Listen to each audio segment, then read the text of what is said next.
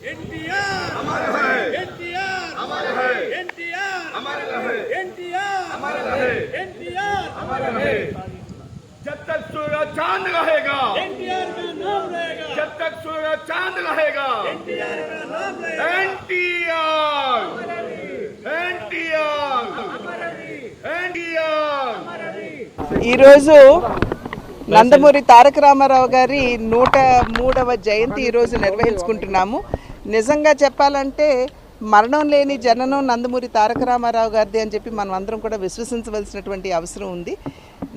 నేటికి సైతం నందమూరి తారక రామారావు గారు పరమపదించి 30 సంవత్సరాలు అయినా కూడా నేటికి సైతం ప్రతి తెలుగువాడు వారి వారి ఇళ్లలో వారి జయంతిని కావచ్చు, వర్ధంతిని కావచ్చు కుటుంబ సభ్యుడిగా భావించి ప్రతి ఒక్కరు కూడా నిర్వహించుకోవడం జరుగుతుంది.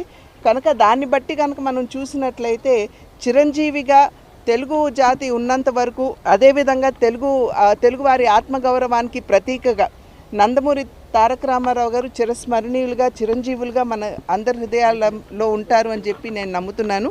కనుక వారి చల్లని చూపు, వారి యొక్క ఆశీర్వాదం కేవలం మా కుటుంబం మీద మాత్రమే కాకుండా తన కుటుంబ సభ్యుడిగా భావించినటువంటి తెలుగు వారందరి మీద కూడా వారి యొక్క ఆశీర్వాదం చల్లని చూపు ఉండాలని చెప్పి ప్రార్థిస్తున్నాను. నమస్కారం. రాష్ట్ర విభజన జరిగిన తర్వాత కూడా ఈరోజు ఎన్టీఆర్ గారి విగ్రహాన్ని ఇక్కడ ప్రతిష్ఠిస్తున్నారు. ఎలా అనిపిస్తుంది? ఇందాక చెప్పాను కదమ్మా, తెలుగువారు, తెలుగు జాతి ఎక్కడున్నా సరే వారు చిరంజీవులుగానే ఉంటారు.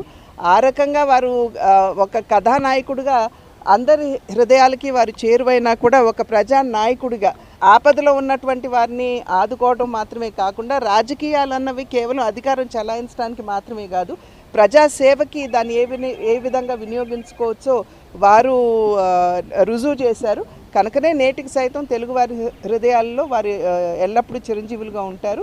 ఎక్కడున్నా సరే వారి విగ్రహాలు స్థాపించుకోవడం అనేది అది పరిపాటిగా ఉన్నది అని చెప్పి एनटीआर अमर है, एनटीआर अमर है, एनटीआर अमर है। जब तक सूरज चांद रहेगा, जब तक सूरज चांद रहेगा। Please subscribe to Leo News for more videos.